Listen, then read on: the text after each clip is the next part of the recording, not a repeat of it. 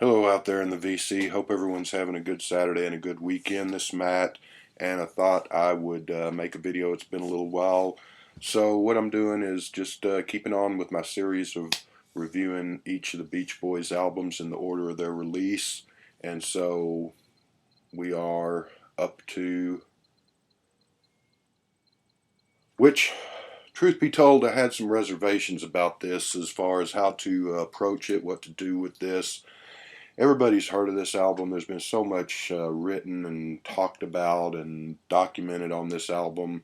It's kind of like reviewing Sgt. Pepper or the White Album. It's just there's so much been said and done that probably really nothing I'm going to be able to add to it. But since I'm going through all the albums, here we are. So let's see what we can come up with. Just basic stuff. First of all, this album was released May 16, 1966. Got to number 2 in England. Only got to number 10 in America, which is kind of surprising, or maybe not. And we'll discuss that in a second. Me and Mr. Mayo, Joe, this is his favorite album of all time, so I'm sure he's happy to see me doing a review of it. Actually, I kid, it's not. He doesn't really like this album very much, and maybe we'll talk about that some too. So, and I can kind of understand that in a way. Joe just did a video of overrated albums. I think it was 8 iconic or famous albums that are overrated in his opinion, and this was the number 1 album. And I bought this album in 1982. Remember, I went to Sound Warehouse on Berry Street and I got it. We actually was in senior in high school, and I mean, of course, I knew who the Beach Boys were from their hits and all. I'd even heard some of the stuff off of this, like God Only Knows and Wouldn't It Be Nice, and Sloop John B. Was familiar with those. I like the Beach Boys. I don't know that I had anything by them other than a few 45s that my brothers had left behind when they went off to school. They were quite a bit older than me. But some buddies of mine, and in 1982, the Beach Boys were about as far from cool as you could get. They just weren't the hip happening band at that point at all, really. But a buddy of mine in school, he heard that they were coming to Fort Worth, and he said, "Hey, let's go to the Beach Boys." And him and me and another guy. And I thought, I'm sure, why not?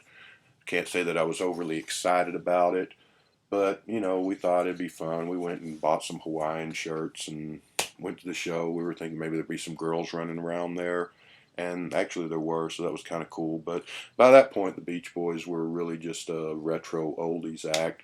It was a fun show. It was far from the best concert I've ever seen. Brian, I don't think, was there at that point. So anyway, but before I did that, I used to buy records all the time. I used to go to record stores at least once a week back in those days. They had a lot more record stores around.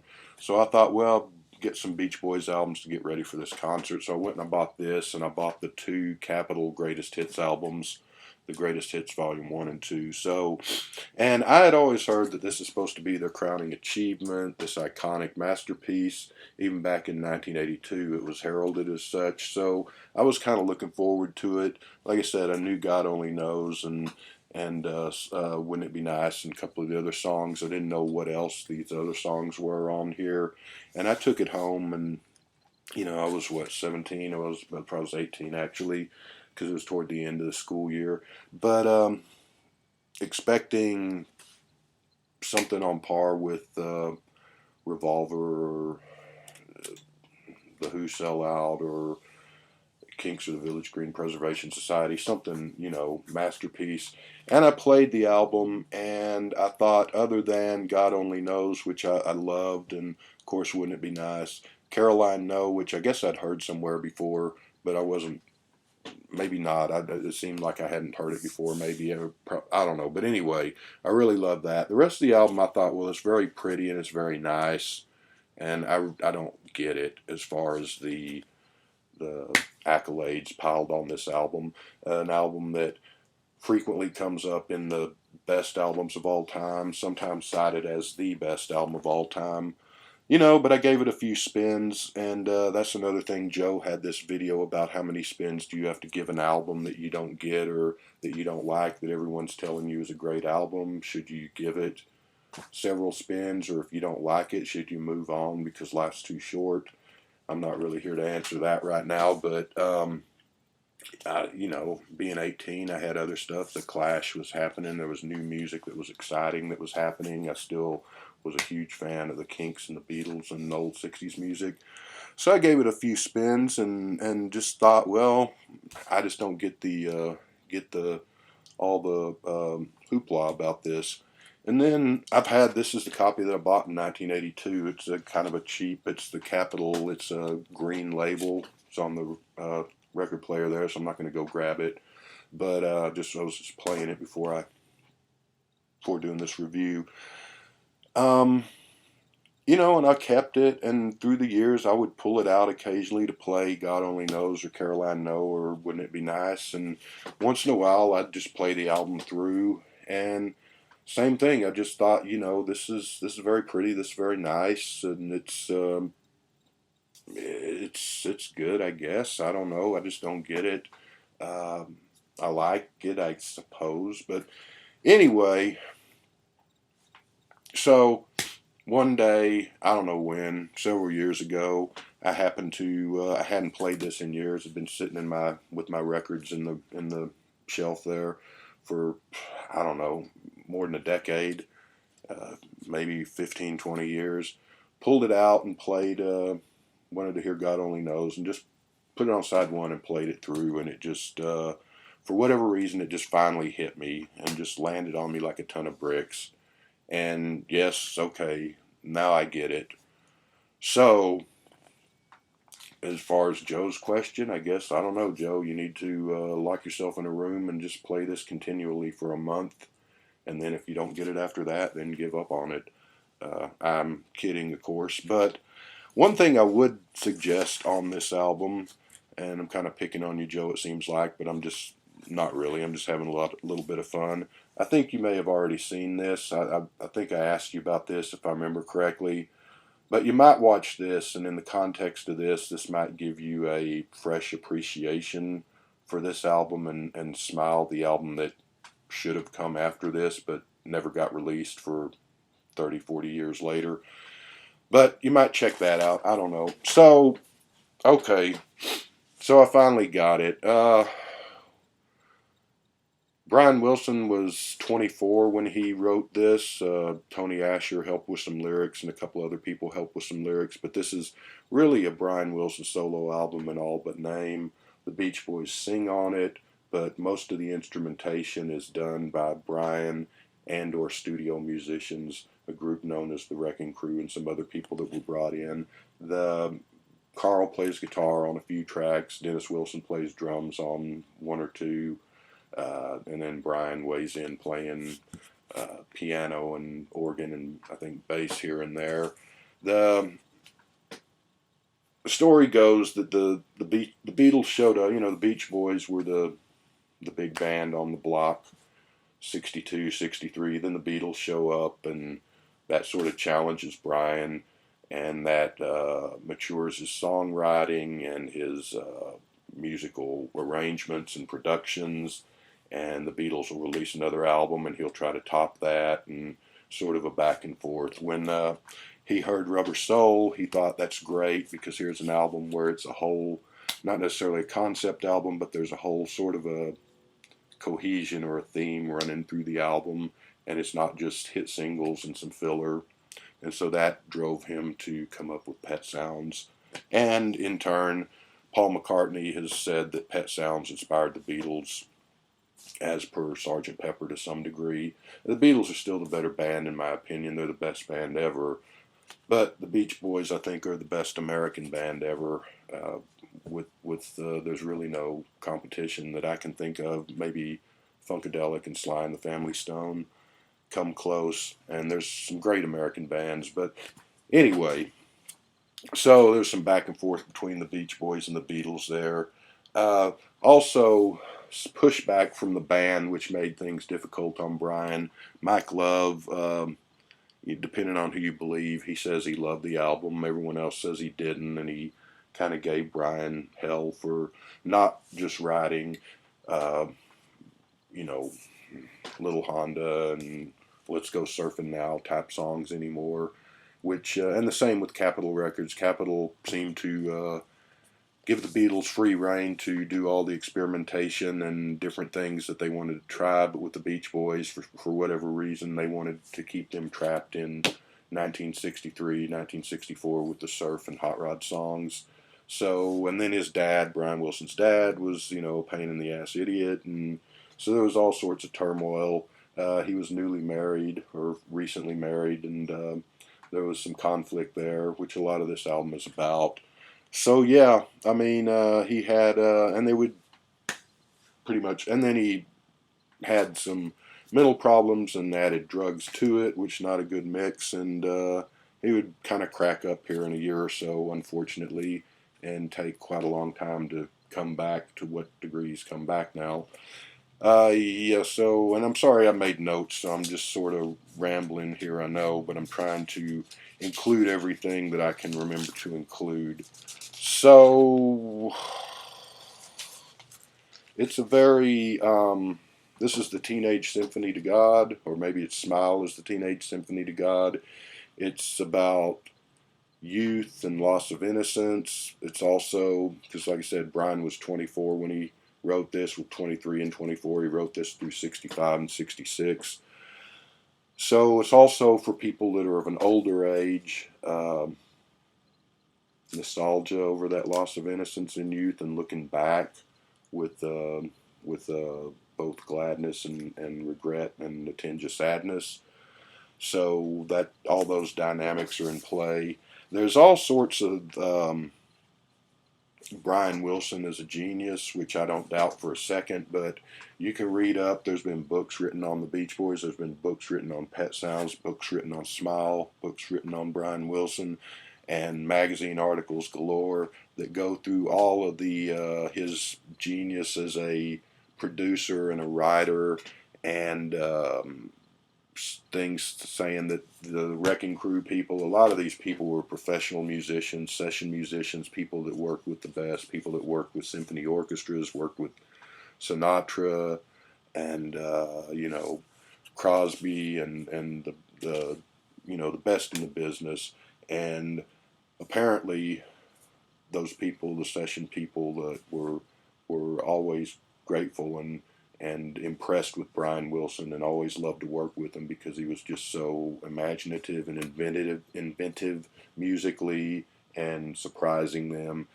There's stories of engineers that he would be he's like what's Amadeus Mozart, where he could hear the symphony in his head before he wrote it. Same with Jimi Hendrix. He used to say he could hear these sounds in his head, and that's what he was trying to do, was get them out.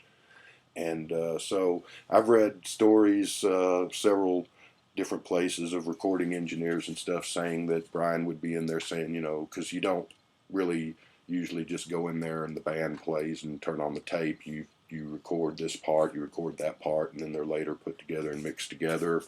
Sometimes the band just plays, but usually that's how it's done. And so stories where Brian would be saying, let's do this and record this, and the sound engineer would say, well, wait a minute, the vocals that we just recorded, those sound sour, those sound flat, those sound off key. And he would say, well, no, because just leave it alone, trust me, and we're going to put on. And then he would go put horns and whistles and drums, and it would all come together. And the engineer said, I was just amazed, and I never questioned him after that, because I certainly didn't know what he was doing, but he did. So, and there's technical stuff galore that I've read that's stuff of the not playing music, not having any musical talent, but you can go in and read just pages and pages of his production and musical acumen of sub-mediant keys of F and bitonality, and I just made some notes on some of this just for fun. The just all sorts of this musical cited for harmonic complexity, inspiring tension through its disuse of authentic cadences and a definite key signature, closes with perpetual rounds, a device not normally heard in pop music of that day. I have not a clue what any of that means, but you can read, like I said, pages of that stuff that explains Brian's musical genius. And as far as cadences and submediate keys of F, go ask Bobby Gass. I'm sure he understands all that stuff and can explain it to you. So what's left to do? Let's get to the songs. Wouldn't It Be Nice opens the album. That's one of the songs that has the bitonality of the submediate key of F, by the way. Brian and Mike Wilson share lead. It's, being young and wanting to grow up.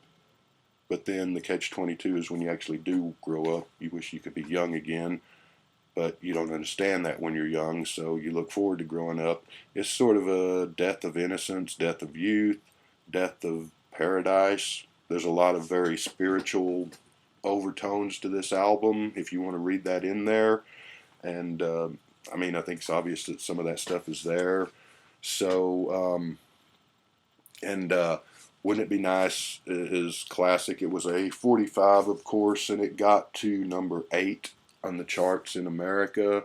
This is these 33 and a third books. If you've ever heard of these, some of these are good, some of them aren't so great, but there's a ton of albums that they cover. Pet Sounds, of course. And I'm not going to read a book to you, but just read this because I wish I would have thought this up. But it just says Jerry Cole, that's one of the session players, 12-string guitar, kicks off the song playing a pattern that sounds like nothing so much as a child's toy, making a statement of innocence, of unbridled happiness. And then, at the end of the fourth bar, Hal Blaine, per Brian's instruction, smacks the drum hard, delivering a harsh, ominous sound that echoes like a shut door, a slammed gate. So much for innocence, so much for happiness. Here and gone in 6 seconds. So that kind of sums that up, and I wish I would have thought of that. I give this song a 10. You Still Believe in Me is the second song. Brian Wilson sings lead vocals on it. Another 10. It's a guy who's just kind of amazed that his girlfriend, wife, whoever, still believes in him, even though he's constantly letting himself and her down. It's I give the song a 10. I think I said that. Love the end of this. Just the when Brian sings the I can't sing, but then the others come in, and then they come in again and lift it up, and it's just sort of like a celestial church choir uplift of harmony. It's a beautiful thing. There's the horn at the end of it, the little honk honk bicycle horn. So yeah, great song. That's a 10. That's Not Me. Brian plays organ on this, and Carl plays guitar. Another great one. I'm going to give that a 10. Just trying to be someone better, and the person that he is, that's not me. I'm trying to be someone better. And a lot of this stuff, like I said, probably applies to when you're 15, 16 years old. Makes more sense, but I think it also makes sense when you're older, because you're looking back at when you were younger, wishing you were still younger, missing those days. And I think it applies to a lot throughout life. That's not me. I don't feel like I fit in. That's not just a young person's thing, for sure. Fourth song, Don't Talk, Put Your Head on My Shoulder. And Brian sings again. It's the bass. Brian doesn't play bass, but the bass in the music, the bass against the orchestration background is just a beautiful thing. It's reminds me it's a guy and a girl, and they're about to break up maybe, and so you have this one last few days or one last night, and so the fighting's over, the breakup's done, you can't turn back, and you just want one more hold on to the girl, put your head on her shoulder, one last time. That's kind of what it reminds me of. Or maybe it's the relationship's just started, and this is a girl. This isn't just a good-looking girl or a cute girl that you got to make out with at a party. This is the girl, and just that opportunity, you're just head over heels crazy about her, just to hold on to her. Or it could be someone in your family that you lost, you know, that last time you saw them, wishing you could have one more minute with them, but you can't, realizing that you can't. And so, and this is a lot of songs on this sort of like something that you would be thinking about at night. They remind me of nighttime songs, and this is one of them. That's something that would happen at night that you would be thinking about at night, laying in bed thinking about the old days, or out with your girlfriend at night. I don't know if that makes any sense, but so I'm Waiting for the Day is the fifth song on side one. Brian sings again. It's a very the vocal is great because it alternates between a very dreamy, sort of lovelorn vocal and then a very urgent, uptight, anxious vocal. I really like that. The big booming intro of the drums that introduces the song, and then toward the end of the song, there's kind of a, you think it's going to fade out on a kind of a soft orchestration motif, which it does, but then here comes the banging drums and the upbeat music again. Um, so it's that's a 10-2. Sixth song on side one is called Let's Go Away for a While, is an instrumental. I think every Beach Boys album to this point has had an instrumental on it, with the exception of the live album and the Christmas album, of course. Some of them are good, some of them are just sort of there. They had two instrumentals on this album. Both of them are great. This one is no. This one I'll give a 10 to also. I think I've given a 10 to everything so far. Um, Let's Go Away a While has really great. The horns swell up throughout the music. It's sort of like a musical depiction of waves rushing into the shore, crashing onto the shore. There's kind of a Hawaiian music interlude toward the last three quarters of the song, and then sort of a cascading bring it in home finale. Great instrumental. That one gets a 10. The last song on side one, seventh song on side one, is Sloop John B. It's one that people sometimes give this album grief for, even the people that consider this a masterpiece and one of the greatest albums ever. A lot of them don't like that song. Then you also hear the same criticism of Yellow Submarine on Revolver, which is also one of the greatest albums ever made, of course. And just being that the song just throws off the vibe of the album. It sticks out like a sore thumb, and it really doesn't belong here. Most of the people say, you know, if Sloop John B would have been on a '63 Beach Boys album, it would have been fine, no problem. But I don't know. I kind of like it, and I'm going to give it. Actually, I'm going to give it a 10. This was released as a 45. It got to number 3 on the charts, and it does stick out like a sore thumb to some degree. It's kind of like if the Beatles had recorded "Please Please Me." Well, they did record "Please Please Me" back in 1963, and for some reason they ended up not using it, you know, because they wrote "She Loves You" and "From Me to You" and decided to go with those instead, and it just sort of sat in the can. And they thought, well, it's a good song, we should release it. We'll put it on the next album, and they just didn't and didn't and didn't, and then it just sat there. And then time they got to the White Album, they said, you know, we're short a song. Well, hey, that song we did way back when, "Please Please Me," let's toss that on there. If they would have tossed it in the middle of the medley on side 2 of Abbey Road. But "Please Please Me" is a 10, and it's a great song, but yeah, it would seem out of place on the White Album and Abbey Road. And Sloop John, I can see where people say it seems out of place here, but it also plays into that childlike innocence and sense of adventure and wonder, I think. So I think it fits in well enough. It's a little jarring, but it's still a great song, and so I'm going to give it the benefit of the doubt. This is not a song written by Brian or anyone in the Beach Boys. This is actually an old Bahamas folk song that dates back to 1917 or so. It was called "John B. Sails," and then somewhere along the way it became "Sloop John B." And a ton of other people have done this. A lot of folk guys, Peter Paul and Mary, I think, the Kingston Trio did it. Some of the country guys did it through the years, and it was a song, like I said, it dates back to 1917 or so, and it's one that kind of popped up through the 20s, 30s, 40s, A ton of people done it. I think the Beach Boys, you really got a great. Carl Wilson plays guitar on here. Brian and Mike sing. I like the end. You know, you got a pretty energetic ending and upbeat, and it's just a fun song. I think it's great. Yeah, maybe would have been better on a 62, 63 album instead of this, but I'm okay with it. I give it a 10. Side two, so that we're uh, 7 songs and all tens. So now we go to side two. We go to God Only Knows. Obviously, it's a 10. This was released as a 45, only made it to number 39 in America, which is like a crime against nature.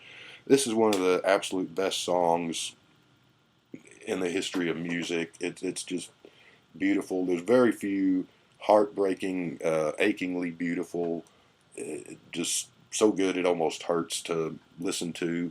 I think of like Waterloo Sunset by the Kinks, maybe For No One by the Beatles. There's very few songs that match this. Carl sings the lead vocal, which is kind of a surprise, but he does a great job with it. Brian and Bruce Johnson do backing vocals. The I love the intro, the piano and French horn. I think is what's playing there. It's and this is the song that closes with a perpetual rounds, a device not normally heard in pop music. But anyway, I mean, it's just we've all been there. We've been so in love with a girl when we were younger, and the way that falling in love is different when you're 16 or whatever. That it just you feel like your head's gonna explode, and especially if she breaks up with you. And I mean, even in later life, the people that you love that you lose, that die, and looking back at the girl that was your first love and all from a later perspective, it's just, I mean, the song's perfect in every way. I don't really know what else I can add to it. It's a 10. So, second song, side two, I Know There's an Answer. Original title of this was Hang On to Your Ego, which Mike Love threw a fit because he's an idiot, and Brian changed it to the lyrics around it. I Know There's an Answer. Both ways, it's supposed to be Brian's reaction to having taken LSD. All the same, it's a good song. This is the first one. I'm going to give this one probably an 8. I like it, and I've heard "Hang On to Your Ego" version because that's on. Later on, when they did the Pet Sound sessions, they released a lot of extra alternate tracks. But I'll give it an 8. It's a great song. It kind of reminds me with "I Know There's an Answer." We Can Work It Out. The Beatles sort of trying to work things out. Third song, Here Today. Not the Paul McCartney song, but Here Today is about the temporary nature of things. I think Love sings lead here. Brand New Love Affair, which you're all excited about, but you're also anxious and nervous about because is it going to last? Is it going to, you know, fall apart like the earlier ones did? Maybe. And it's the back and forth tempo of the music is incredible. It's just a sonic marvel. Lyrically, it's great. It's a 10. I Just Wasn't Made for These Times is the fourth song on side two. Sort of, I Don't Fit In, which every teenager can relate to, or most of them can, and which a lot of us that are not teenagers anymore can also relate to. It's kind of that feeling of being let down by life over and over. Kind of lyrics like I'm looking for friends that I won't leave behind. There's mention of fair weather friends, which might be talking about Mike Love and the crap that he gave Brian over making this album, which probably is. Each time things start to happen, it looks like things are going to be good, and then inevitably things don't. Brian sings lead on this. I love the background singing by I guess it's Mike or Carl back there. That's while Brian's singing, they're singing behind him. Uh, Really great. That song's a 10. Pet Sounds is the other instrumental on this album. The original name of this, according to legend, was Run James Run. Brian thought it might be a theme for the next James Bond movie, which it wasn't, unfortunately. Would have been cool because it would have worked out, I think. It is a 10. Kind of just picture in my head when I'm listening to it like a soundtrack or the intro to the coolest ever surf movie or the coolest ever spaghetti western. It's got kind of a West Coast jazz chill out uh, sound to it with bits of sort of discordant rock and roll thrown in. It's a great song. It's a 10. Some Latin rhythm. Brian plays piano. He's the only Beach Boy that appears on it. No one else does. The rest of them are the wrecking crew and the session musicians. Some guy named Richie Frost plays drums and Coca-Cola cans on it. So that's kind of cool. Number 6 and the final song on here is Caroline No, which was actually released as a Brian Wilson solo single, but it shows up on here. Only got to number 32, Another Crime Against Nature. Great, great song. It's again, it's that loss of love and innocence, the how change sucks, how you see somebody, and not just necessarily an old girlfriend, but I mean you see someone that was your buddy 5, 10, well, 10, 20, 30 years ago, and you run into them and you're excited because you haven't seen them forever. And then once you talked about, catch up on, hey, how you been doing? What you up to? You ever see so and so anymore? You realize that you really don't, not in the same place, don't have much in common anymore, don't have much to talk about. And you say, well, we need to get together again sometime, but you probably won't because you just and not always. Sometimes you run into people and you just kind of pick up when you left off, but that's usually not the case. It's usually they've changed, you've changed, and it's about that, I guess. Running into your old high school girlfriend when you're 50 and she's 52, or running into your buddies from high school, and just that how things have to change and how it's sad that they do, but realizing that they do.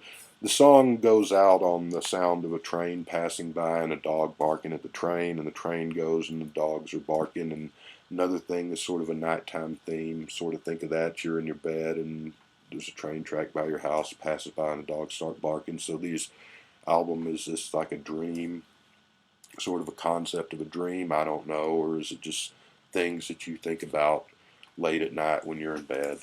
And so I've gone Forever. This album is a 10 plus. It is one of the best albums ever made, in my opinion. I certainly understand where Joe's coming from, but you know, some people are going to like it, some aren't. So it's a 10. We'll be back with the next Beach Boys album next time.